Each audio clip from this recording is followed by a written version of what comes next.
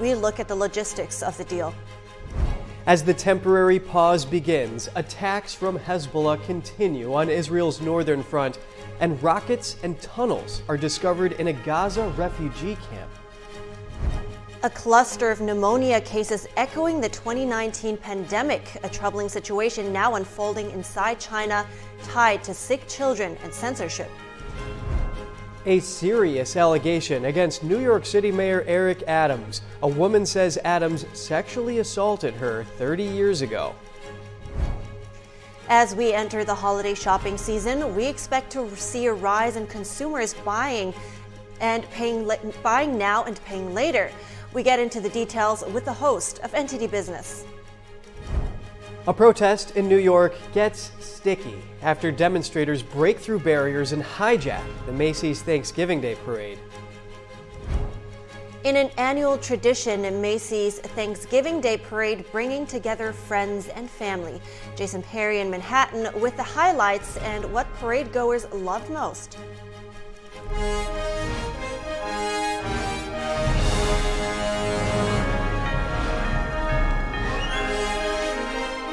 This is NTD Good Morning.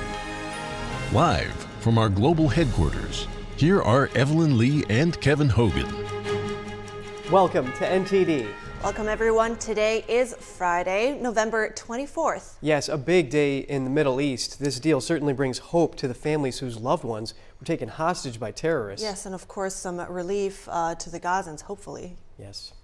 Well, our top news, the war in Gaza as mentioned, and the hostage deal between Israel and Hamas. 13 Israeli women and children will be released at 4 p.m. local time. That's if the temporary ceasefire started at 7 a.m. this morning holds. So far, there's been no reported bombings, artillery strikes, or rocket attacks. Qatari mediators say the hostages will first be sent to Egypt, then back to Israel to reunite with their families. NTD's Jeremy Sandberg has more on the logistics. Smoke lingered over northern Gaza Friday morning as Israeli tanks and armored vehicles drove away in a column and the brief truce with Hamas began. It's the first pause in fighting in the 48-day-old war, meant to get aid to civilians in Gaza and facilitate the release of 240-some hostages being held by Hamas after being kidnapped in the October 7th terrorist attacks. At least 50 women and children hostages will be freed during the 4-day pause. That's in exchange for at least 150 Palestinian prisoners, fuel and aid trucks into Gaza, and a halt to aerial surveillance for 6 hours a day. The deal includes the option to extend the pause by 1 day for every additional 10 hostages released. A spokesperson from Qatar's foreign ministry says women and children hostages from the same families will be grouped together. Israel says it has now received the first list of hostages to be set free and is in contact with all families. The first Israeli faces that they will see will be the faces of IDF personnel who will let them know, hopefully, that they are safe and in safe hands and will facilitate almost immediate contact with family. IDF spokesperson Daniel Hagari said the following days will be complicated and cautioned nothing was final until it actually happens. One Israeli official told CNN 39 Palestinian prisoners will be released in the first group. He said they will be sent back to their hometowns and villages in the West Bank, but only after the hostages in Gaza are back in Israeli hands. A Palestinian official says the group is made up of 24 women and 15 teenage males. Egypt has said 34,000 gallons of diesel, 4 trucks of gas, and 200 trucks of aid will be delivered daily into Gaza when the pause starts. Israel's military says its troops would stay behind a ceasefire line inside Gaza, but didn't state the location. Hamas confirmed through its channels that it would cease all hostilities over the 4 days and called for an escalation on all fronts once it ends. Jeremy Sandberg, NTD News. For some analysis on the hostage release, we're bringing in Colonel Richard Kemp, a retired British Army commander. Colonel Kemp, thank you for making the time to speak with us today. Please start by giving us your assessment of how the deal has played out so far. I think this has been one of the most difficult decisions to be taken during this conflict by the Israelis, because of course after 7th of October they were determined to annihilate Hamas, and any pause in military operations obviously sets that back. But on the other hand, they do also have enormous pressure from the civilian population in Israel to facilitate the release of as many hostages as possible. And on top of that, a great deal of pressure from the United States to do so, particularly trying to secure American citizens who are held hostage. So it's a tough decision. It has many downsides, including obviously giving Hamas an advantage, giving Hamas breathing space to regroup and reorganize and prepare for their own attacks. And that's why I think Hamas went for this deal. They get nothing out of it apart from breathing space. The release of the Palestinian prisoners means nothing to Hamas, so that's not a benefit for them. But the benefit is giving them breathing space. On the other hand, for Israel, as I mentioned, it slows momentum, but also I think it undermines to an extent confidence from the Arab world, who want to see a strong Israel and an Israel defeating Hamas. Yes, Israel has faced pressure for this deal, for good reason, of course, reuniting their families. Now, do you expect that we will see the release of these hostages in 2 hours? It appears to be the case, unless obviously in this sort of situation there are very often unexpected problems that could arise, and anything could happen really. For example, Hamas could break the ceasefire between now and when the hostages are due to be released. And that might be their decision, their intention to add psychological pressure to this situation, or it might simply be they can't control all of the terrorists that are operating in the Gaza Strip. Let's not forget that there are numerous groups that operate, not all under the direct control of Hamas, and so there could well be hiccups on the Hamas side. A breach of a ceasefire is one possibility, but are there any other ways that there could be complications to this agreement? I don't see any at the moment. I think it's been delayed by a day due to ironing out the other issues, the logistic issues affecting this. I think, as far as I can see, short of a breach of the ceasefire, which might or might not end the ceasefire, the Israeli Defense Force will have to judge how serious that breach is. Other than that, I think it's probably likely to go ahead. So we've seen no artillery or rocket strikes. Have things been going according to plan thus far? Yeah, I think there has been at least one breach in the ceasefire since it came into effect, but the IDF did not respond to that, and so they obviously judged that it wasn't sufficiently serious. At the same time, we have also seen rocket fire from the north, from Lebanon, from Hezbollah up in Lebanon, who are not party to this ceasefire, and therefore that doesn't really affect it. Otherwise, I think it's progressed as smoothly as can be expected. Colonel Kemp, do you expect Hamas to release more hostages after this 4-day truce in order to get an extended pause in the fighting? I think it's possible, and the Prime Minister here in Israel has I think suggested that the ceasefire could be extended by maybe up to a total of 9 days if further hostages are released. And I think the intention may be to release another 10 hostages per day over that period, which would potentially see around 100 of the 240 hostages being released. Now, of course, that may be the total number that are still alive. We don't know how many of the 240 remain alive, but I think potentially we could see it extended. And I think also there is the likelihood that Hamas will try and push the ceasefire as far as they can by maybe delaying some of the later releases if they do indeed occur. Because what they need, above all, they need a cessation so that they can regroup, reorganize, and in some cases so that their terrorist leaders particularly can escape out of Gaza to live and fight another day. Well, we will definitely be keeping a close eye on this as many lives are on the line. I really appreciate your analysis, retired British Army Commander Colonel Richard Kemp. Thank you. Fighting intensified yesterday ahead of the truce in battles around Jabalia, a refugee camp north of Gaza City. Israel says its fighter jets hit more than 300 targets and took out a senior Hamas naval commander in the hours leading up to the pause. The terrorist group Hezbollah launched a series of attacks on Israel yesterday. Israel says it repeatedly warned the state that it's in a very dangerous situation due to Hezbollah attacks on civilians. Here's IDF spokesperson Jonathan Conricus. And we will continue to defend against Hezbollah aggression. And let's hope that for once they do what's right for the civilians in Lebanon and think about the future of Lebanon instead of escalating the situation while jeopardizing everything that is left in Lebanon. Israel stated its posture along Lebanon's border is defensive and that it's been hitting back at Hezbollah military infrastructure. The IDF says its fighter jets struck rocket launch pads yesterday, recently used to target Israel, along with other sites used for military operations. Israel's military released videos yesterday of weapons, tunnel shafts, and missiles it says were found in Gaza's Jabalia area. The footage shows a tunnel shaft in a mosque and various missiles in the urban area. Here, next to residential houses, we found all these missiles, long and medium-range missiles which are aimed from the civilian area towards the state of Israel. We entered the area and found missiles next to the mosque, very, very large missiles. This made it clear that terrorist activity was taking place inside the mosques and inside the urban area. The IDF says launchers were found buried in surrounding orchards and that it found weapons in nearby schools and residences. Israel says its airstrikes yesterday in the north of Gaza hit terrorist command centers, tunnels, weapons manufacturing sites, and anti-tank missile launch posts.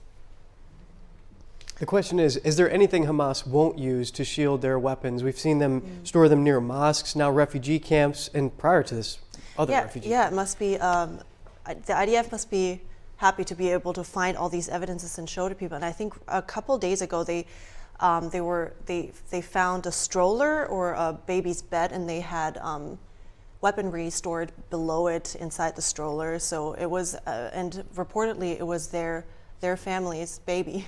So, you know, you never know. Countless war crimes being committed by the terrorists. Yeah, and at the same time, you know, it's incredible because a lot of people from outside Israel, they flew back when the war started. They hopped on airplanes, they flew back into the country, leaving their families behind, a lot of them, right? Yeah. So, and I think now, especially during the holidays, we want to, if you think about that, it can be a lonely time of year. Yeah, and a volunteer organization is helping Israel defense soldiers from abroad have a family to celebrate with. Take a look. Okay, so we have mashed potatoes, green beans. For many Israeli Americans gathering to give thanks, this holiday is a sad one. There are empty seats at some Thanksgiving tables, those killed by Hamas on October 7th, and the more than 200 people still being held hostage in Gaza. This day is especially tough for what the Israelis call lone soldiers, men and women like Tali Roshberg, who are from abroad and serve in the Israel Defense Forces here without their families. We act as a little family for them. Tali volunteers at the Lone Soldier Center, one organization helping bring people together during this very difficult time. She and fellow volunteer Anat Ben-Dror's families are not among those killed or captured, but they're working to support others in a country reeling from the October 7th Hamas attack. Usually we're doing very big events on Thanksgiving to the lone soldiers, but in this time we thought what's the right way to celebrate in these not happy times here in Israel. We decided to celebrate it for the ones who can come, to thank them for what they are doing, and to say thanks that we are alive, and to try and get some strength from one another. So it's like bittersweet Thanksgiving, I have to say. Despite everything, the people here are taking some comfort in this moment of unity. We don't have our families here, and we want to spend Thanksgiving with people that we love and people that we feel comfortable with. And so we have this event for them so that we can all come together and still celebrate and have that joy. We're going to have our turkey and the yams with marshmallows on top, hopefully. And we're going to have our dinner here with the lone soldiers who can arrive and join us. So that's what we're trying to achieve here, is bring everyone together. It doesn't matter if you're American. For Ornella Fuchs, today is about remembering the loved ones lost. We light a candle in memory of our soldiers who died on the Sabbath on the 7th October.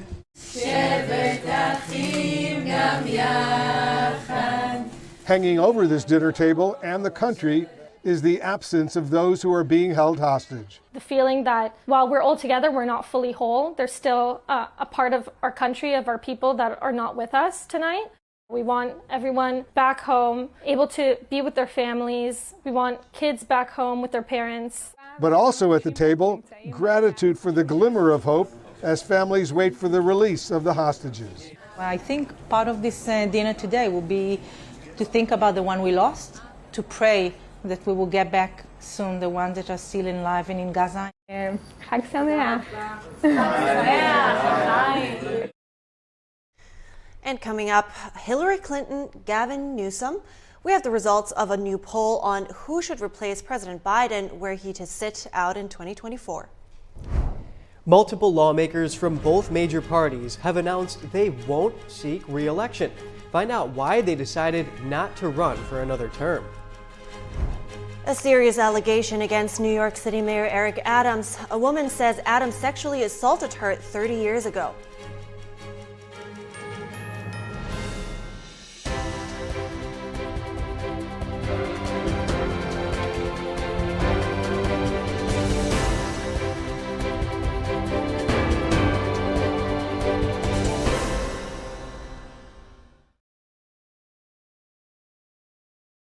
Attention, everyone on Medicare. The Medicare annual enrollment period is now open. This is the only time of year when everyone on Medicare can call to enroll in a 2024 plan. Everyone on Medicare is encouraged to call even if you called last year. The phone lines are now open. Just call 800-410-1138.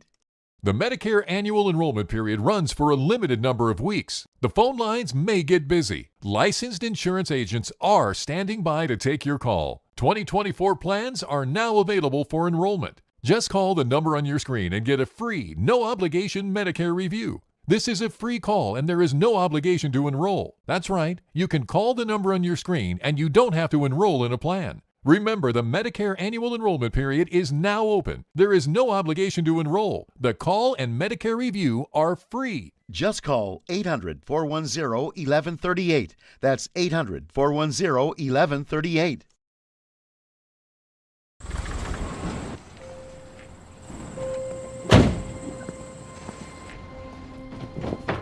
Dad, they took over my bedroom. Come on, come on. Okay, Dad. 1, 2, 3.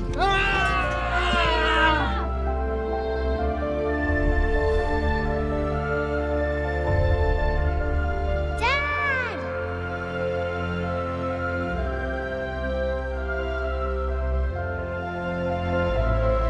You saved me. Dad? Are you okay? I'm fine, dear.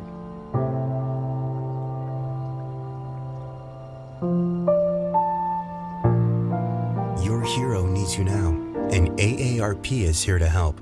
Find the care guides you need at aarp.org/caregiving.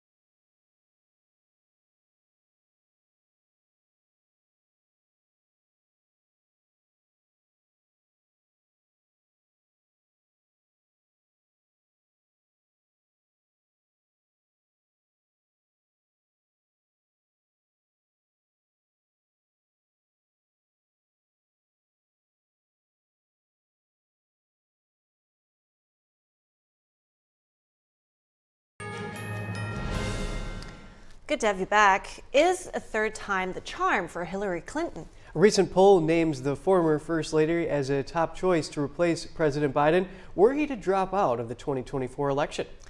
Most of the Harvard-Harris poll respondents said they have doubts about Biden's mental fitness to serve as commander-in-chief, with a majority believing he is getting worse rather than improving. The top pick to replace Biden was Vice President Kamala Harris with 24%, while Clinton was second at 13%. Clinton has recently drawn attention for suggesting a formal deprogramming of Trump supporters, sparking controversy over her remarks. Rounding out the top five were Senator Bernie Sanders at 10%, and California Governor Gavin Newsom and Transportation Secretary Pete Buttigieg, both with 7% each. Several lawmakers from the GOP and Democratic parties will not be running for re-election in 2024. More than 24 have announced that this will be their last term. Most of them will be retiring, while a few are vying for other posts besides the House and Senate. NTD's Cost Temenes tells us more. In total, 26 lawmakers have announced that this will be their last term. 19 are members of the House of Representatives, while the remaining 7 are senators. Republican Congressman Bill Johnson from Ohio will not seek an 8th term in Congress and has accepted an offer to lead Youngstown State University. Michigan Democrat Dan Kildee will not seek re-election once his term ends in January 2025. Kildee made his decision based on health reasons and to spend more time with family. Republican Congresswoman Debbie Lesko of Arizona announced she'll be stepping down next year, also to focus on family matters. She added in a post on X that right now Washington, D.C. is broken and it is hard to get anything done. New York Republican George Santos announced he has no intention of seeking re-election. That follows a damning House Ethics Committee report that accused him of stealing money from his campaign's donor contributions. While Colorado Republican Congressman Ken Buck announced his retirement next year, after he criticized GOP members who denied the 2020 election results. In the Senate, 7 Democrats and 2 Republicans won't be running in 2024. Democratic Senator LaFonza Butler took over the role to replace the late Senator Dianne Feinstein in California last month. In an interview with the New York Times, she announced that she will not be running next year. Democrat Joe Manchin announced earlier this month that he will not be vying for re-election. He said he will travel the country to see if there is an interest in a movement to mobilize the middle and bring Americans together. And Utah Republican Mitt Romney told the Washington Post that he would not seek a new term in the Senate, adding that it was now time for a new generation to step up. Cost Temenes, NTD News. Just a week after the FBI seized his cell phones as part of a corruption probe, New York City Mayor Eric Adams is facing yet another controversy. He's now being accused of sexual assault. A woman who has not been identified filed a document in the New York County Supreme Court Wednesday. It says Eric Adams sexually assaulted her when they both worked for the city of New York in 1993. The filing also accuses the mayor of battery and employment discrimination, retaliation, hostile work environment, and intentional infliction of emotional distress. Besides Adams, the filing also names the Transit Bureau of the NYPD and the NYPD Guardians Association as defendants. Details of the allegation are unclear, as the summons are not made public. The plaintiff seeks a trial and $5 million in relief. She filed a summons under the Adult Survivors Act.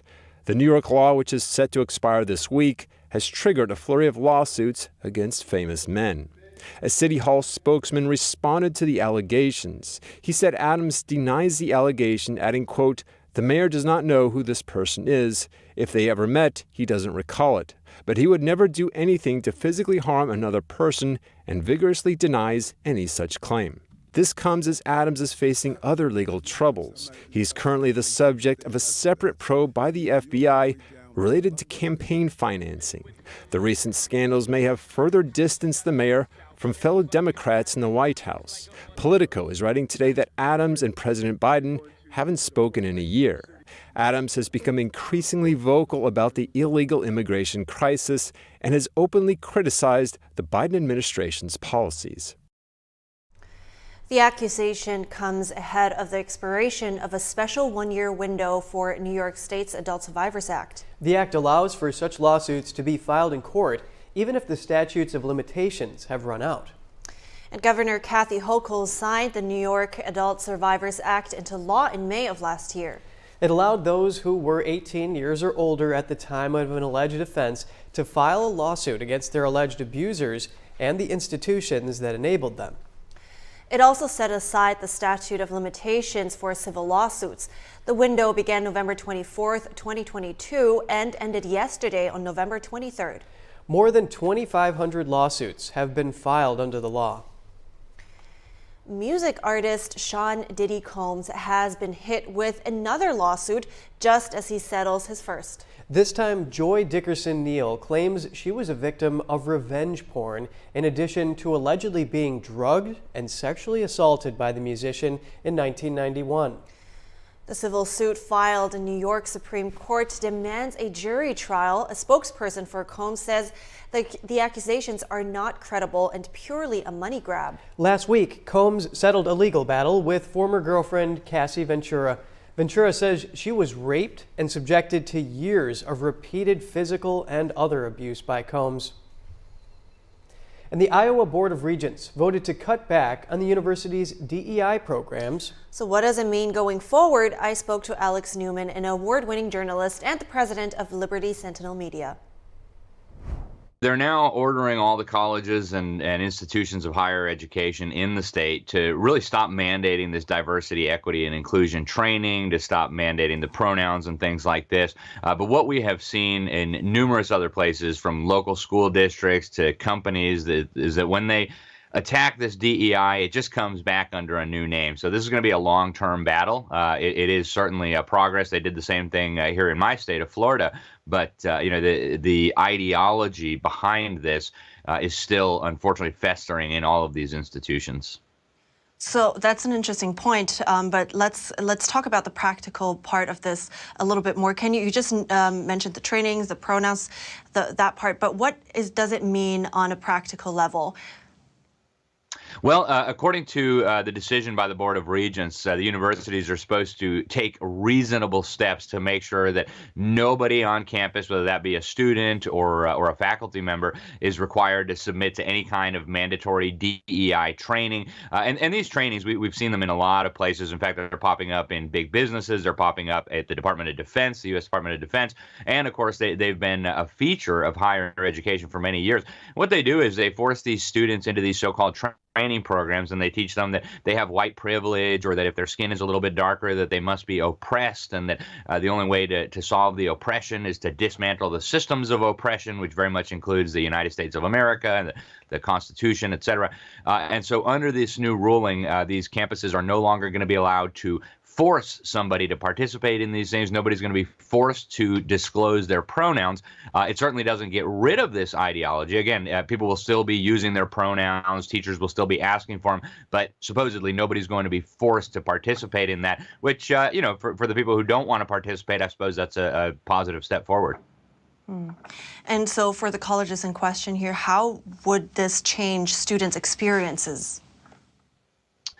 Well, my guess is it's probably not going to change experiences too much for now. The only big difference is they won't be able to mandate it. But they're also supposed to, a couple of other things. They're supposed to be looking at new ways of recruiting and looking for diversity in intellectual and philosophical perspectives, which, the universities here in Florida are supposed to be doing that. But when you look at academia, it is so undiverse when it comes to political perspectives. I mean, virtually all of them, and they continually show this in surveys and polls, virtually all of them are on the left or the far left side of the spectrum.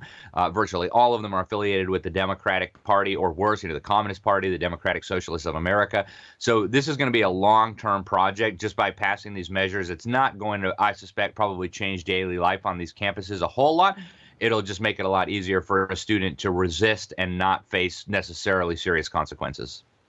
Well, so you just mentioned, obviously, it's that it will be a long time battle between those two sides. But what do you think will happen next on this issue, since the recommendations were made now? Well, we see the hard left pushing back furiously. The LGBT groups and the various race-mongering groups are putting out statements calling this extreme. They're calling it, they're saying that these Board of Regents are aligning themselves with extremists, which is, par for the course. And that, I think, gives you some sense of the reigning ideology on these campuses. So my guess is this battle will continue for a long time. And what we've seen historically with these types of movements is that when the name DEI, for example, gets a bad smell, they're just going to repackage it under another terminology. So again, this is going to be a long-term battle. It's maybe one small step in a positive direction, but this ideology underpinning DEI, which is critical theory, which is, of course, just a repackaged form of Marxism, that's not going anywhere. I see. Yeah, that's a good to keep an eye on those developments. So thank you so much, Alex Newman, for those updates. Thank you for having me. Stay with us. A cluster of pneumonia cases echoing the 2019 pandemic, a troubling situation now unfolding inside China, tied to sick children and censorship. Nearly 300 illegal Chinese marijuana grow-ops allegedly operating near American homes in a single New England state. A look at why a lawmaker calls it a failure for law enforcement in a moment. When I drink it, the first thing was I feel the warmth in my tummy. It's kind of like gently radiating out, a kind of a very comforting warmth. And it was really good, actually. I felt much better. I did feel, actually, an effect. And I find that it is actually better when I take it regularly. It's actually steamed and dried 9 times. And so it's really, the essence is really extracted. Then the second time I tried it really like on an empty stomach and just 2 teaspoons of it and over a few times. And wow, that was a big difference because suddenly I could feel, wow, I was very good energized. I didn't have to eat. I could work outside in the garden for a couple of hours and I still felt very well. And I was impressed by that. So I think it's a good product.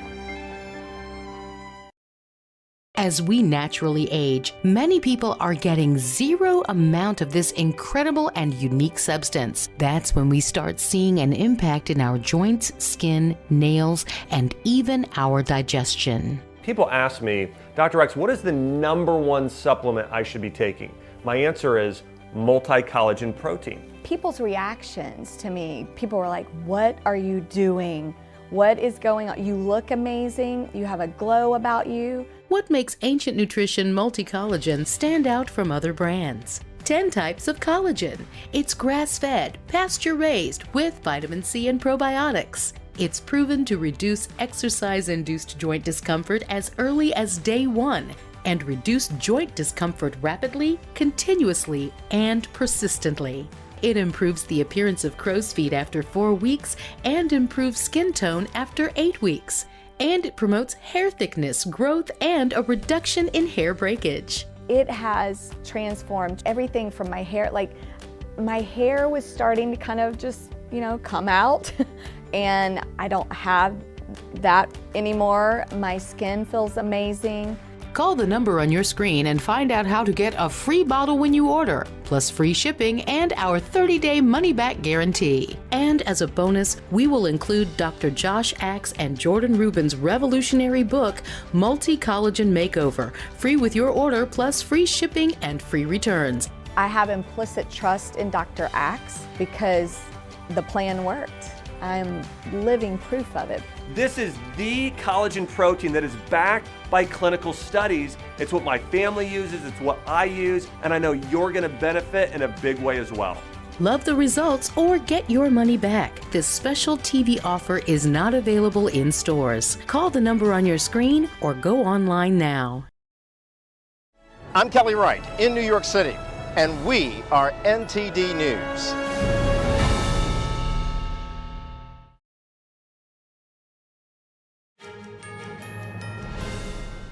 Good morning and welcome back. A marijuana problem troubling the state of Maine. The Pine Tree State reportedly becoming a ground zero for illegal Chinese grow operations. Hundreds of suspected grow sites estimated to bring in over $4 billion in revenue, but local law enforcement is having trouble busting them. More on the challenges they face. Is Maine becoming a new breeding ground for illegal marijuana grows run by Chinese nationals? A Department of Homeland Security memo is shedding light on the issue. It found 270 alleged Chinese illegal marijuana grow operations in the state. DHS estimates the operations could bring in over $4 billion in revenue, and the money could be used for criminal activities or sent back to China. The memo was exclusively obtained by news outlet The Daily Caller. A state representative told the outlet that residences in certain districts are being taken up by illegal grow operations. Several lawmakers wrote a joint letter to the Justice Department asking it to shut down the illegal operations. Some local residents have reported suspected pot grows to authorities, but law enforcement there have yet to bust many of them. Maine legalized marijuana in 2016, and residents that are over 21 years old can grow up to 15 plants for their own use. A local police chief told the Daily Caller that law enforcement isn't clear where the line is. Stanley Bell, the police chief of Clinton, Maine, said he thinks the biggest deterrent to enforcement is that officers don't know where civil enforcement ends and criminal enforcement begins. Some local officials are taking action. Maine's legislature is weighing a bill that aims to crack down on racketeering by foreign organizations in cannabis markets. A state representative said the goal of the bill is to empower law enforcement to go after illegal operations. A widespread outbreak of undiagnosed pneumonia cases is sweeping China, and this time it's mostly affecting kids. Families lined up in the halls of Beijing's Children's Hospital on Thursday. The dire situation is triggering concerns from the World Health Organization. China has been battling a jump in mysterious respiratory illnesses for months. Hospitals across the country are overwhelmed with sick children. A pediatric hospital in Beijing reports seeing over 7,000 patients a day. A video shared online shows another hospital in Beijing at midnight, still crowded with parents and children seeking treatment. Our whole family is sick, all 4 of them, and the hospital is full. My son had a fever of over 39 degrees Celsius and was tested for 4 pathogens, including mycoplasma pneumonia, influenza A, and COVID-19. There is no official explanation for the exact cause of the illness. Doctors in China have reported this year's flu wave seems worse than years past. They say it's unclear when the pneumonia outbreak started, but that it's unusual for so many children to be affected so quickly. The situation in a northern Chinese province is also getting serious. In an online post, a local health worker revealed that a staggering 9 out of 12 people in her department are grappling with high fevers. Calling it too scary, she describes the situation as almost the same as when COVID-19 restrictions were just lifted. Since Beijing abandoned its zero COVID-19 policy earlier this year, officials have linked China's surge in respiratory illnesses to non-COVID-19 related diseases. Now, some residents are questioning whether the regime is using that as a cover-up to hide new waves of the COVID-19 pandemic. It feels like another COVID-19 outbreak, but they're saying it's influenza. I suspect it might be a mutated COVID-19 variant. The data hasn't been shared with the public, and now reporting isn't allowed. Everything's being kept under wraps. Medical care is falling behind, and children's hospitals can't take in any more patients. Parents are getting more and more concerned. The CCP won't tell you anything about the virus. I've got some medicine ready. If I feel even a bit unwell, I'll take it right away. China has faced scrutiny in the past about the transparency of its medical reporting, particularly during the early days of the COVID-19 outbreak in Wuhan. A study by the British University of Southampton found 95% of COVID-19's global spread could have been reduced if China intervened earlier. Just last week, a top Chinese epidemiologist warned another wave of COVID-19 could hit China soon. According to online posts, at least 1 child has died of pneumonia during the current wave. Reports have also suggested authorities are blocking related information online. Yeah, that is very serious, and people who have family in China tell us that actually in the city of Dalian in Northeast, there's a class where 2/3 of the kids are infected. Yeah, highly concerning, really. Yeah, and it's important for them to share the data with the public because they have to discern whether this is a COVID strain or something else. And of course, we've seen what happened in the initial outbreak of COVID-19 when China destroyed evidence and refused to let the W.H.O know in fair warning. Exactly. I think we should have learned our lesson. So we're heading to break now. Coming up, Black Friday shopping is underway, and many Americans are opting to buy now, pay later. We'll sit down with the host of NTD Business to get the latest. Shen Yun Creations, the streaming platform from Shen Yun, featuring world-class dance, past programs, and all original music.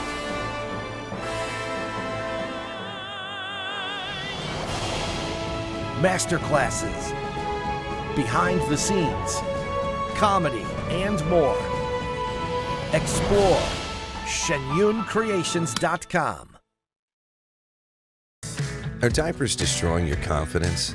Men's Liberty can help. Our discreet external device is safe, sanitary, and keeps you dry 24 hours, day and night. Step into the spotlight and do more of what you love with Men's Liberty. It's been ordered over 5 million times by thousands of satisfied fans. Call now to get a free week supply with your first order. There's no obligation, just the opportunity to try the most revolutionary solution to incontinence ever made. Unlike diapers, Men's Liberty is a long-term answer to dealing with incontinence. Make the choice to finally move forward with your life by calling Men's Liberty today. We'll answer all of your questions about how our completely unique device works and how Medicare can cover it. Dealing with expensive, uncomfortable diapers is no way to live. Men's Liberty lets you get back out there with more freedom and confidence to be you. Ready to find out more about our offer to get a free week supply? Then don't wait. Call Men's Liberty today. What most people know from Christopher Columbus is that in 1492, Columbus sailed the ocean blue. There's so much more to the story of Columbus that today very few people know the actual story of Columbus. For example, Columbus had more than one voyage to America, which is shocking for most people to discover, but the reality is he had 4 voyages. And today, in modern culture, there's a lot of people very critical of Christopher Columbus. In fact, over the last couple of years, when there was a movement to tear down statues, Christopher Columbus had over 600 statues erected to him around the world, and the vast majority of those statues were torn down, were vandalized, but they're really tearing down these monuments of Columbus without even knowing what Columbus even did. Right, and so let's go through this, because some of the accusations we hear today is, right, Columbus enslaved the Native Americans. You hear a lot of negative things today, so let's just back up.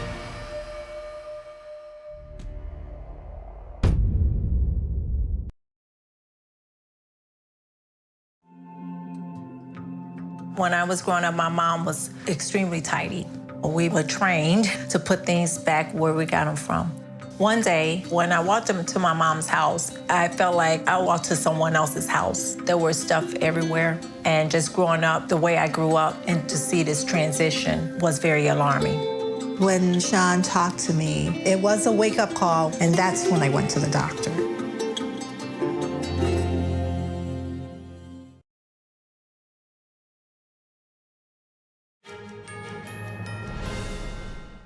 Good to have you back. We have here with us NTD Business host Don Ma to talk about buy now, pay later that's being used this shopping season. Yeah, many consumers are expected to use the payment method heavily during the holidays. So Don, why are we seeing so many people using it?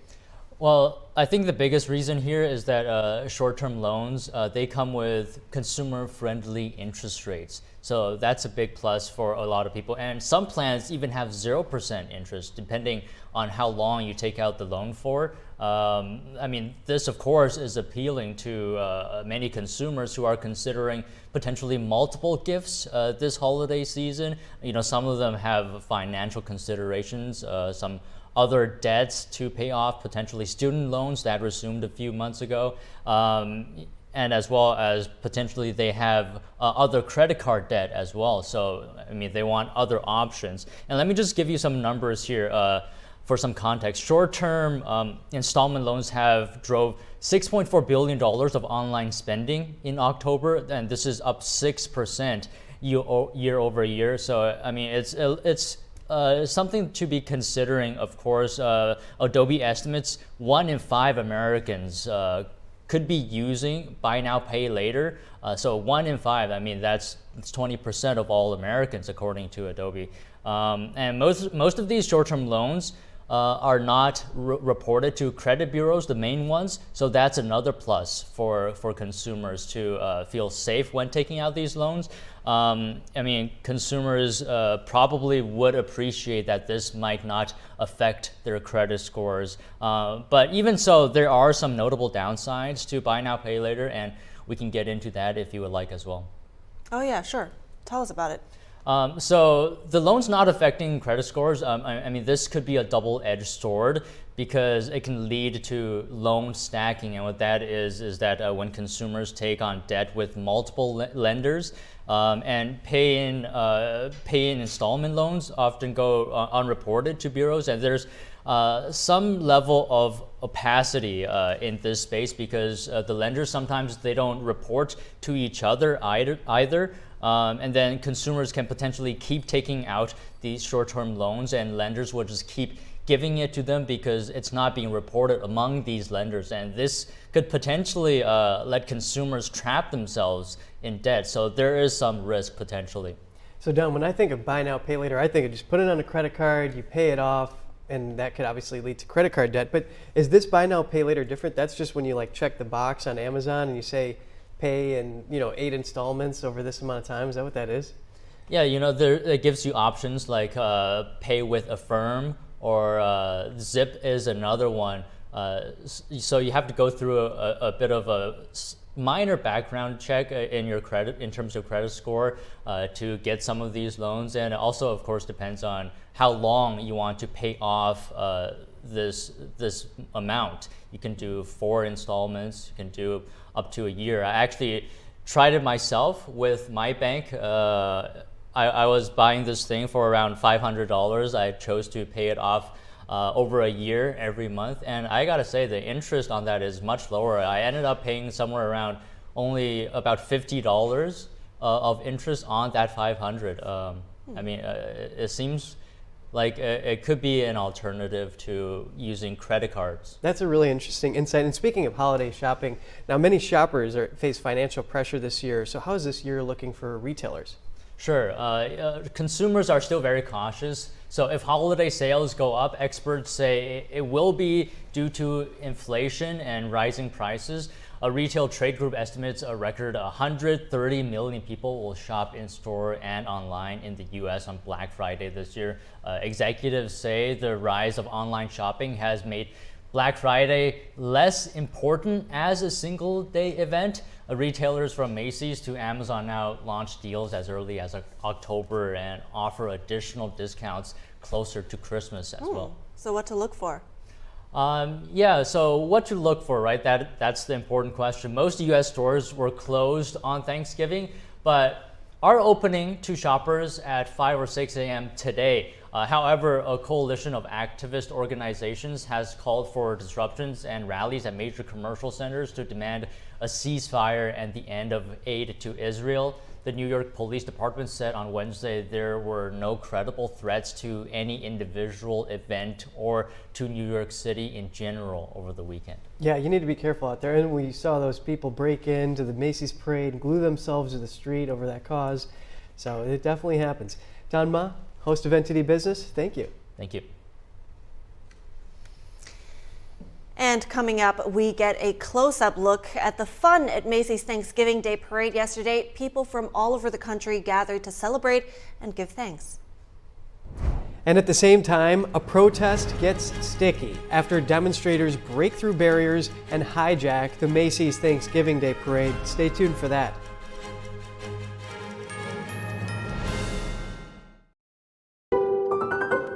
Kindness is cool. Because we feel happier when we do good. Kindness connects us with others and improves our self-esteem. Simple actions, meaningful lives. Let's practice kindness, share our love, and show our care for one another. Submit videos of kindness to Gangjing World for prizes up to $10,000 in cash.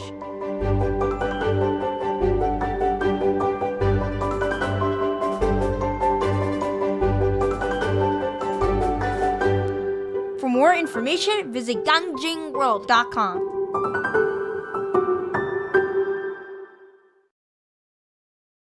It's just clear as day. The media, whether it's broadcast, cable, or print media, has become extremely biased. And I started looking online for alternative ways to get information. And I saw an ad for a free trial. And I looked at it and I said, Epoch Times? I mean, come on, this is end of days type of stuff. I mean, what are they going to be talking about here? And I said, well, it's a free trial. Let me dig in. Is it giving me both sides? Is it giving me an objective point of view here? I have looked for opportunities to see where they might be biased, and I don't find it. It has given me a level of trust in media that I didn't think I'd ever get back. I love the Epoch Times because it has renewed my faith in the idea that a reliable, responsible, non-biased source of information is available. And I can say that I love it because of that.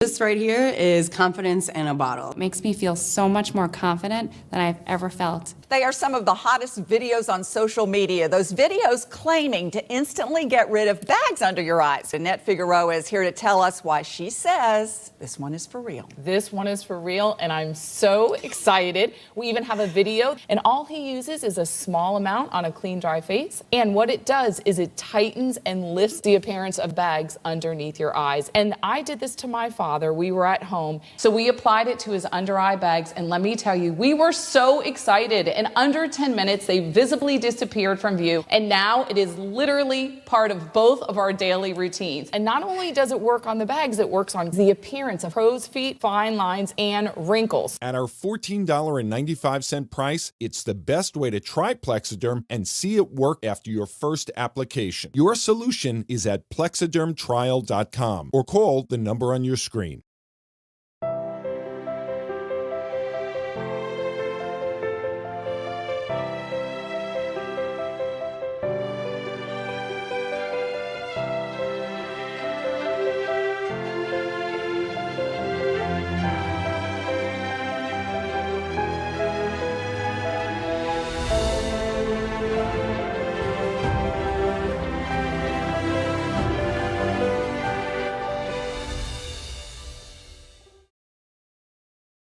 I'm David Zhang in Silicon Valley, California, and we are NTD News.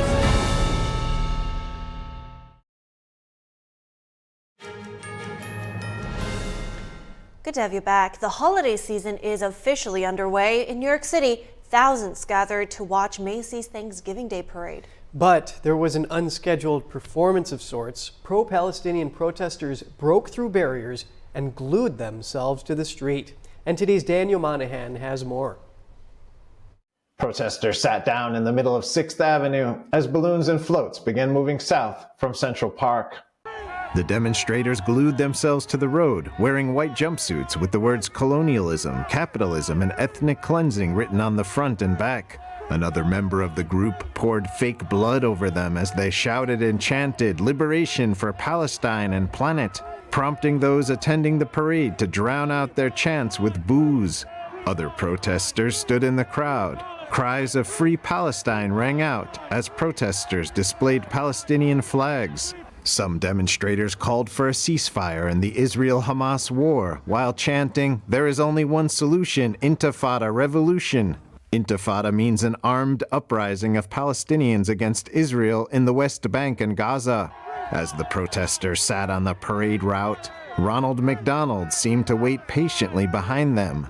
The clown character mascot of McDonald's, often used as a symbol of capitalism, an economic system the protesters take issue with. The demonstrators were members of the Seven Circles Alliance, a group whose website says it aims to force political and economic system change through a decolonial lens, and unite unions, climate scientists, and socialist organizations to struggle against capitalism. Police say several people were taken into custody and that the parade continued without disruption. Daniel Monahan, NTD News. But the protest didn't stop the fun, and the iconic floats quickly continued down 6th Avenue. NTD's Jason Perry was on the ground and got a first-hand look at the action, speaking with many joyful people in the crowds. Happy Thanksgiving, everyone. I'm here in New York City at the Macy's Thanksgiving Day Parade. Thousands of people from all around the world have gathered here to see these spectacular floats, and the people I'm going to talk to some of them to see what their favorite floats are and to see what plans they have for Thanksgiving.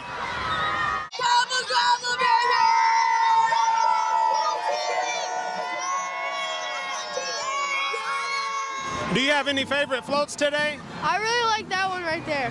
Which one is it? The Christmas tree. Okay, and what about you? I really like the Minions and the SpongeBob. All right, and what's your favorite? I like the Christmas choir and Santa. Okay, and do you have a favorite? That one, the tree one. Okay. And so what will you be doing for Thanksgiving? We're going to have a wonderful dinner, Tavern on the Green. My nose probably running. Hey, where did you come from? Tennessee. Wow, that's a long way. Yeah. Is this your family here? Yeah, she lives here as my sister. Okay. Yeah. Do y'all have a favorite float or anything you're waiting on? I liked the Pikachu and Eevee one. Okay, and what about you? I'm waiting for Cher. Okay. That'd be good to see her too. We're excited to see Cher. And how are you? Good, thank you. How are you? Good. Where did you come from? Canada. Canada. That's kind of a long way. And is this your son here? Yes, it is. Are you enjoying the parade? Yes. Do you have a favorite float? Sesame Street. Sesame Street and Paw Patrol. Sesame Street and Paw Patrol. Many of them like Paw Patrol. Do you have a favorite float? Santa Claus. Santa Claus. Santa Claus. And what about you? Do you have a favorite? Oh, Santa Claus. Santa Claus. Jesse James Decker. Okay. And what's your favorite float? Santa Claus. Bluey. Santa was your Claus. favorite. Oh yes, Bluey. Bluey. And yours? Bluey. Nice. Thank you. Do you have any plans for Thanksgiving? Dinner. With family? Restaurant. Okay. We're friends. Arizona. Okay. North Carolina. Nice. Y'all came a long way. Yes. Well, thank you all. Appreciate it. All right. Well, that's a wrap from Macy's Thanksgiving Day Parade. I'm Jason Perry in New York City, and from all of us at NTD, have a happy Thanksgiving.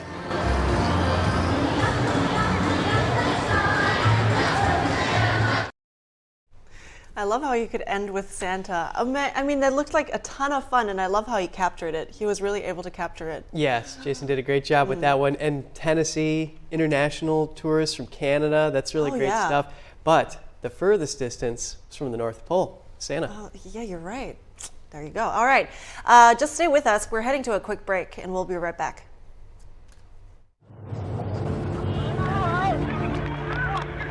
There are real consequences to controlled media.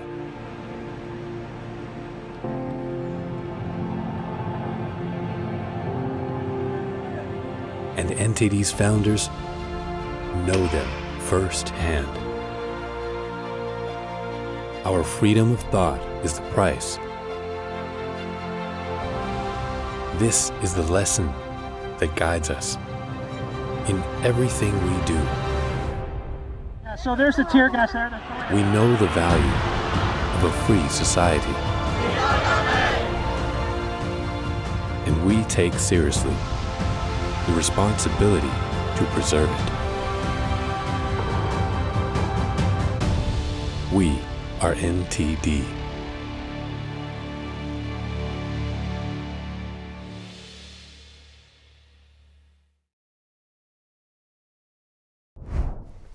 Good morning and welcome to NTD. Good morning. Here are our top stories. 13 women and children hostages slated for release today. We look at the logistics. As the temporary pause begins, attacks from Hezbollah continue on Israel's northern front, and rockets and tunnels are discovered in a Gaza refugee camp. Who is Argentinian President-elect Javier Milei? We break down details of the newly elected president with the editor-in-chief of the Portuguese Epoch Times. A fashion face-off. China-funded fashion giant Shein is reportedly on track to beat out H&M and Zara this year. What comes to mind when people think about Thanksgiving? Spectators from Philadelphia's Thanksgiving Day Parade share their thoughts.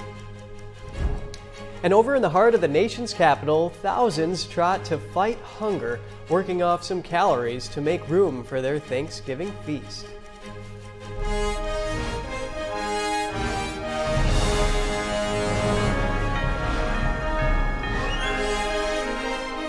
This is NTD Good Morning.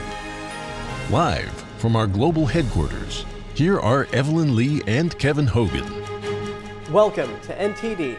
Welcome also from me. Today is Friday, November 24th, and our top news today, the war in Gaza and the hostage deal between Israel and Hamas.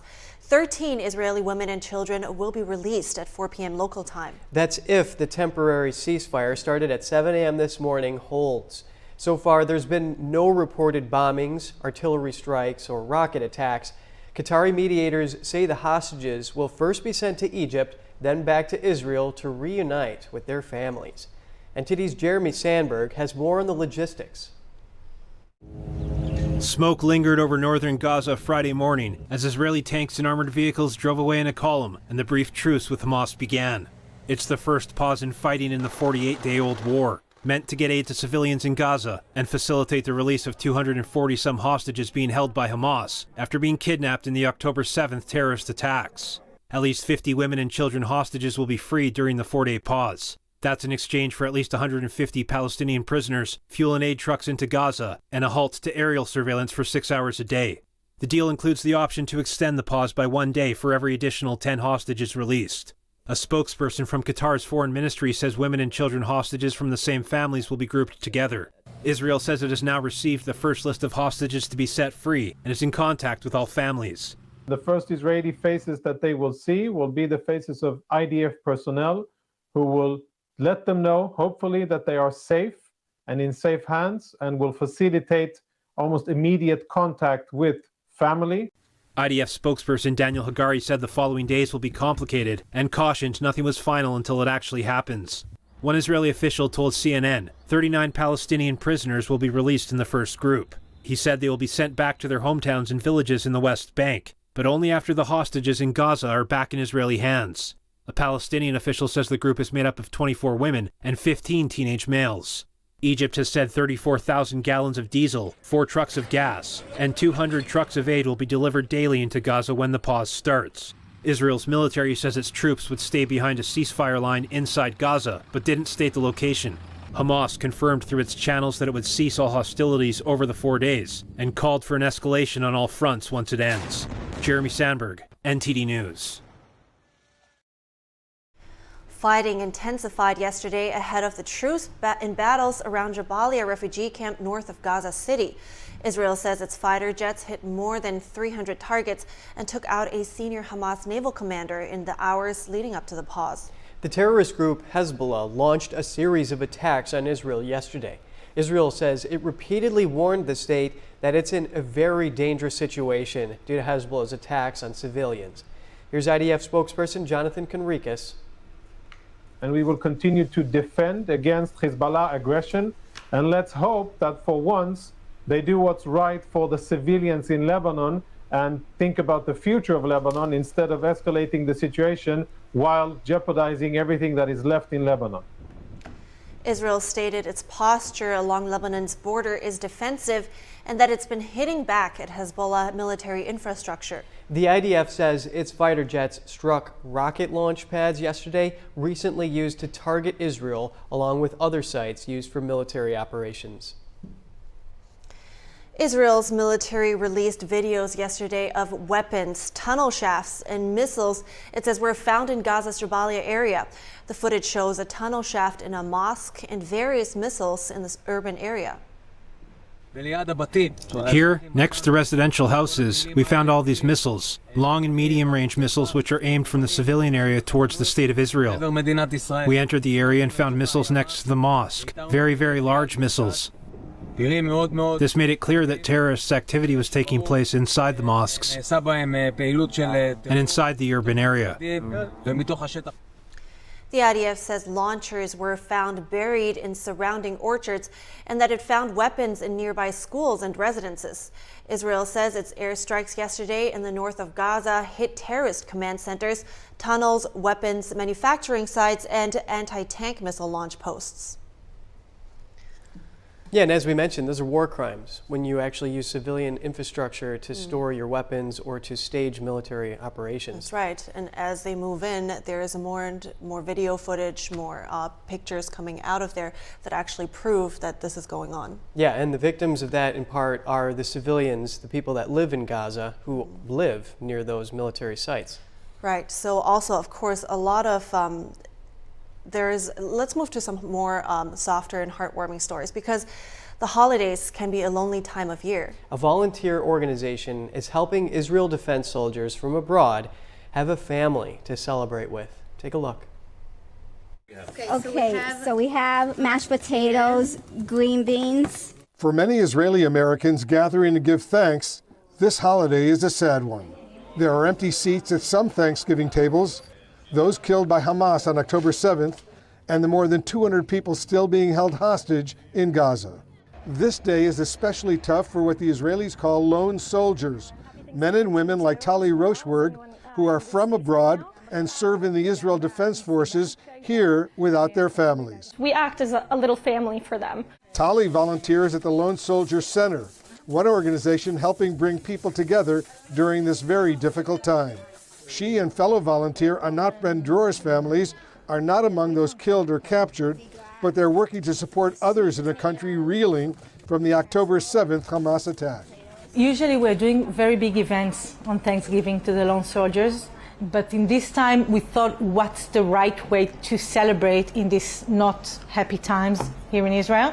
We decided to celebrate it for the ones who can come, to thank them for what they are doing, and to say thanks that we are alive, and to try and get some strength from one another.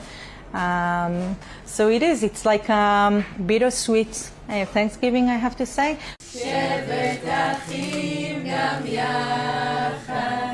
Hanging over this dinner table and the country is the absence of those who are being held hostage. The feeling that while we're all together, we're not fully whole. There's still a part of our country, of our people that are not with us tonight. We want everyone back home, able to be with their families. We want kids back home with their parents. But also at the table, gratitude for the glimmer of hope as families wait for the release of the hostages. I think part of this dinner today will be to think about the one we lost, to pray that we will get back soon, the ones that are still alive and in Gaza. Chag Sameach.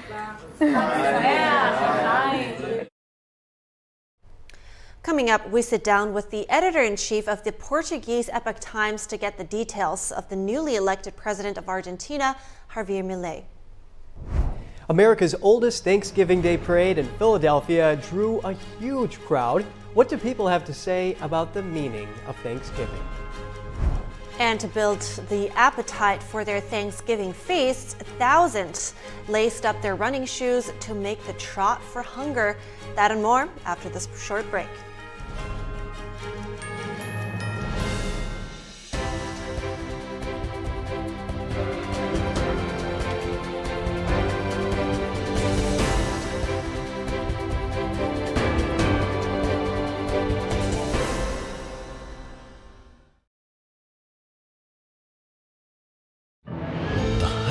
Art is beautiful, breathtaking, timeless, and moving. Experience art with 5,000 years of history, inspired by the divine. Experience Shen Yun. I'm excited to announce that we're having our biggest Christmas sale ever. You get our brand new 6-piece My Towels for only $29.98, or rejuvenate your bed with a MyPillow mattress topper as low as $99.99. Or how about MyPillow bed sheets for as low as $24.98? There's something for everyone. duvets, quilts, down comforters, body pillows, bolster pillows, and so much more. Well, I know MyPillow products make for the perfect Christmas gifts, so I'm going to extend my money-back guarantee until March 1st, 2024. So go to MyPillow.com now or call the number on your screen. Use your promo code to get huge discounts on all MyPillow products. For example, you get our 6-piece towels for only $29.98. Or get your very own MyPillow bed sheets for as low as $24.98. It's our biggest Christmas sale ever. Get all your shopping done now while quantities last.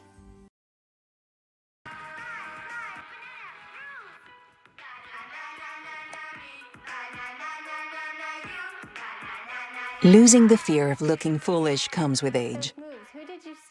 Losing your way in your own home doesn't. Confusion with time and place may be a sign of Alzheimer's. Mom, are you okay? Yeah, I'm fine. Early detection gives you and your loved one time to plan for the future.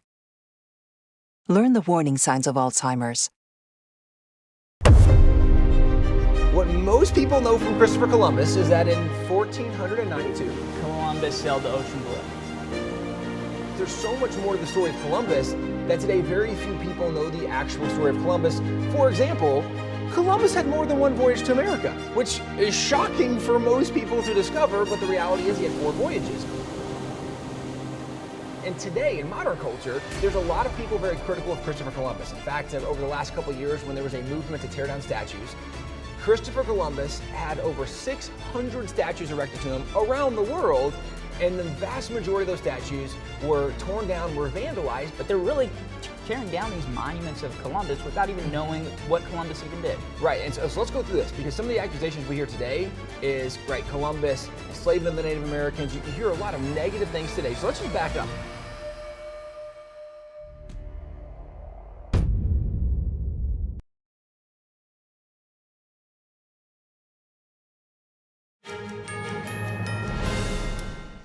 Welcome back. Now we have the question of who is Argentina's president-elect Javier Milei? We learned some key points from Marco Chagas, the editor-in-chief of the Portuguese edition of the Epoch Times. That's right. Good morning, Marcos, and thank you so much for joining us this early. So to start, we had a lot of people had their eyes on this election. So can you start by quickly going over why this election was meaningful? So this election is very meaningful, not only for Argentines and for Argentina, but also for the whole of Latin America and even more broadly, I think, the world. Now, Argentina has a very deep-running leftist tradition. I mean, for the last few decades, they have basically been dominated by what they call the Peronists, which is like the leftist establishment that descends from Juan Domingo Perón, former Argentine president. Now, this is meaningful because Argentina is having runaway inflation. It has problems with a very swollen state. Also reports of corruption. And when this guy comes along, it really shakes up the establishment because just to get the gist of what kind of guy he is, he's been dubbed the Argentine Trump, which has been common with right-wing leaders all over the world. So he's an anti-establishment leader and he's taken back a country that's been dominated by decades of leftist rule. That's meaningful in this way, but it also shakes up globally because he's going to get the opportunity to bring more US influence, in a sense, to a very China-dominated region right now. And it also impacts a continent which has seen what they call a pink tide or even a red tide with socialist leaders taking over.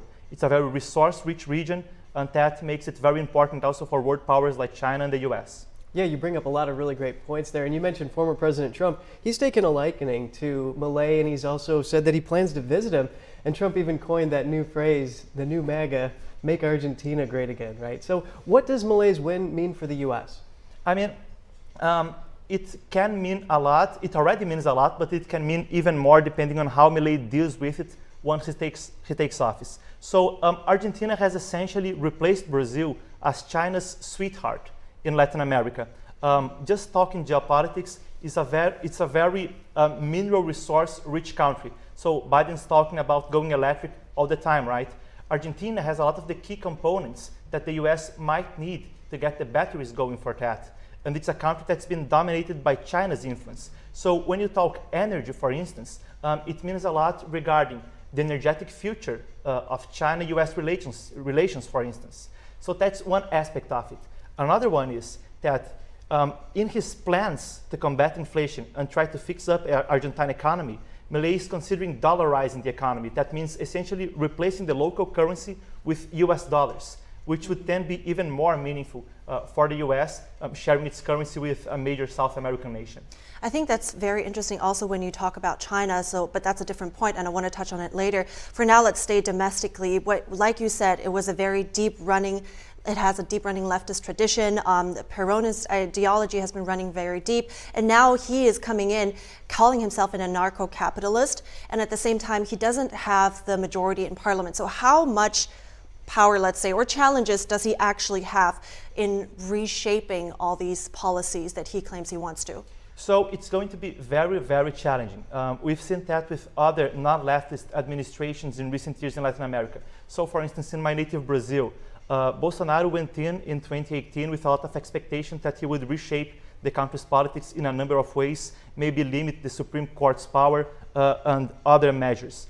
He has not been able to do much of that, especially because of opposition in Congress, which Milei is very likely to face. As I said, it's a deep-running leftist tradition in the country. So we'll see what he gets to do, but what I do expect is that he's able to do some groundwork. I was even talking to that for a recent article I wrote for the Epoch Times here in the US with a political analyst called Roderick Navarro from the Pen and Post. And he was telling me that the challenge now is having good governance and being able to lay the groundwork for trying re-election or sort of changing the political background in the country so that they can elect more right-wing candidates and go more into free market reforms in the next few years. I mean, it's a broader subject, but in a nutshell, that's the core challenge. Yeah, and thanks for unpacking all this for us. In Argentina's core trading partners are, in order, Brazil, China, and the United States. Now, Brazil's President Lula da Silva reportedly has some political differences with Milei, but yet he still wants to maintain ties. Do you see that happening? I mean, they'll have to work on it because it's a very dynamic relationship with Brazil and Argentina. Brazil is the historical trade partner of Argentina. They have very complementary relationships in economy, if we're talking energy and food, for instance. So the countries are very mutually dependent on a series of areas. They'll have to work together. But just so we get the gist of how tense the relationships are right now with Milei and other presidents in Latin America itself, reports in Brazil were saying that Lula's administration would see a Milei win in the past few weeks as apocalyptic or as a hackathon, which is like just a catastrophe, to use simple words. And it's kind of mild to say that he just made some blunt statements. He was calling those guys trash and quote-unquote human excrement. So that made relationships a lot more tense, yeah. Well, let's see how that plays out. But thank you very much. I think those were very good insights and analysis. Marcos Schottges, the editor-in-chief of the Portuguese Epoch Times. Thank you so much for having me. And we go back into the U.S. Several lawmakers from the GOP and Democratic parties will not be running for re-election in 2024. More than 24 have announced that this will be their last term. Most of them will be retiring, while a few are vying for other posts beside the House and Senate. NTD's Costa Jimenez tells us more. In total, 26 lawmakers have announced that this will be their last term. 19 are members of the House of Representatives, while the remaining 7 are senators. Republican Congressman Bill Johnson from Ohio will not seek an 8th term in Congress and has accepted an offer to lead Youngstown State University. Michigan Democrat Dan Kildee will not seek re-election once his term ends in January 2025. Kildee made his decision based on health reasons and to spend more time with family. Republican Congresswoman Debbie Lesko of Arizona announced she'll be stepping down next year, also to focus on family matters. She added in a post on X that right now Washington, D.C. is broken and it is hard to get anything done. New York Republican George Santos announced he has no intention of seeking re-election. That follows a damning House Ethics Committee report that accused him of stealing money from his campaign's donor contributions. While Colorado Republican Congressman Ken Buck announced his retirement next year, after he criticized GOP members who denied the 2020 election results. In the Senate, 7 Democrats and 2 Republicans won't be running in 2024. Democratic Senator LaFonza Butler took over the role to replace the late Senator Dianne Feinstein in California last month. In an interview with the New York Times, she announced that she will not be running next year. Democrat Joe Manchin announced earlier this month that he will not be vying for re-election. He said he will travel the country to see if there is an interest in a movement to mobilize the middle and bring Americans together. And Utah Republican Mitt Romney told the Washington Post that he would not seek a new term in the Senate, adding that it was now time for a new generation to step up. Cost Jimenez, NTD News. It's the season of holiday shopping. As major fashion retailers begin to snap up discounts for buyers, a China-funded company is quietly expanding. Fast fashion giant Shein is getting closer to besting two of its biggest rivals this year, Zara and H&M. In the first 3 quarters of this year alone, Shein's revenue has already outpaced H&M's by a staggering $7 billion. Zara is next on the list. And the corporate ambition doesn't stop there. Shein is looking to become a new rival to Amazon. The online retailer has been luring in merchants from Amazon to its own platform with shopping incentives. What's more, the company is also reportedly planning to go public as early as 2024. But to get there, it has to bypass a string of hurdles from U.S. regulators. Shein has been facing pressure from lawmakers over allegations of unethical labor practices against the Uyghur minorities in the Xinjiang region. Going to Philadelphia, the city of brotherly love. It's host to the oldest Thanksgiving Day parade in the U.S. This year marked the parade's 104th anniversary. Spectators shared their thoughts on the meaning of Thanksgiving. Let's take a look.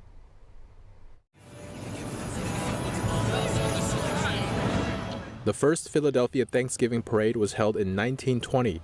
The now defunct Gimbel Brothers department store created the parade to be especially kid-friendly. I've seen all the Disney characters, all the movie characters. There's great bands coming by. It's great for kids. It's very festive. Jim Kenny says Christmas and other holidays are a bit more nostalgic and emotional. However, he says Thanksgiving is different. Thanksgiving is just a kind of neutral holiday where you just enjoy yourself, enjoy the family, enjoy good food, and just be thankful for what you have. Warren Kalbach is thankful for his family and his health. So I'm very thankful to still have my mother and father. They're both 86 years old, and I have 12 brothers and sisters, and I have 30 nieces and nephews. Kyle Thompson is sharing the experience with his children and reliving his own childhood in the process. Growing up in this city and growing up coming to this parade, for me, it's being able to share with my family now. I'm 35 now. I have 2 kids, but my daughter's 4 years old, and I've been coming here since I was 4. So I think that meeting of being able to sort of, relive my childhood through my children is kind of neat. So it's cool to be able to share that experience with them. Some people use this holiday as an opportunity to help others and spread hope to the community.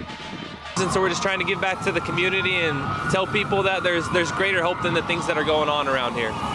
It's a time that our country had a little more freedom, and it's a time that we get to come together as families, right? That's the most important thing here on earth, is our families, and the chance that we have to be together during a holiday season is really significant and important to me.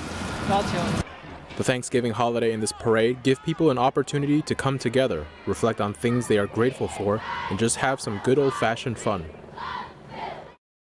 And more festivities over in the nation's capital. More than 7,000 people from across the U.S. gathered in the heart of Washington, D.C. to participate in the 22nd annual Turkey Trot. In true holiday spirit, they're racing to give back. NTD's Melina Wisecup was there. Happy Thanksgiving! Trot in the morning and then, have Thanksgiving. Kicking off the fun bright and early, warming up those limbs on a frigid fall morning. Give me 10. Probably the start is my favorite part, not the end. Then it's off to the track for folks young and old, and those with 2 legs or 4. Thousands of folks here are in downtown Washington, D.C., joining the annual Turkey Trot. We've met folks from all over the United States who come here just to keep this annual tradition alive. You see behind me there are some of the first groups of finishers who are really working hard for that Thanksgiving turkey. We're from California, and we've been doing this, I think this is our sixth year? Sixth year. Yeah. But we're here visiting our grandkids who ran. It's just fun. Celebrate Thanksgiving. It's important to celebrate Thanksgiving and everything that happens. And we come and visit some friends here in D.C. every year, so we try to take it up a notch.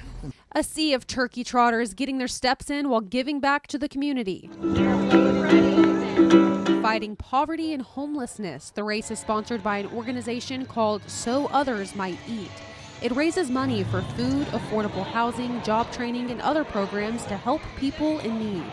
The charity that they raise money for is really meaningful and important to give back on Thanksgiving. And for other racers, the giving doesn't stop here. Some going the extra mile to dress up as a way to bring joy to others through their festive clothes. I know as like a little kid I enjoyed seeing it, so it's sort of like to give back to like the next generation in a sense. Are you nervous about having to run in that? A little bit. I don't know if it's quite possible, but we're gonna see. And it might just be worth it. That feeling of accomplishment that everyone experiences at the finish line, just in time and with plenty of room in the belly now to enjoy a traditional Thanksgiving feast with friends and family. Melina Weiskup, NTD News. Again, another one where it just seems like the mood is so light. It's awesome. And also great, like, you know, before you sit down to have a feast, you do something, you run and give others the opportunity that otherwise may not to have a feast as well. Yeah, and it really makes that homemade apple pie taste that much sweeter. Yeah, right. And did you see that guy who had a turkey on his head and was also riding one? That was pretty good. Interesting. Yeah, the turkey hat. Yeah, really turkey. Nice attire. It was blocked a little bit, but I think he had a blow-up turkey or something, and it looked like he was riding on it. Creative. Yeah, and what better way to express gratitude than giving back to the community? Yeah, exactly. All right, on that note, we are wrapping up our show, but we'll keep you updated with the latest information, so stay tuned for our news broadcast at 11 a.m. Eastern Time. Thanks for watching. I'm Evelyn Lee. And I'm Kevin Hogan.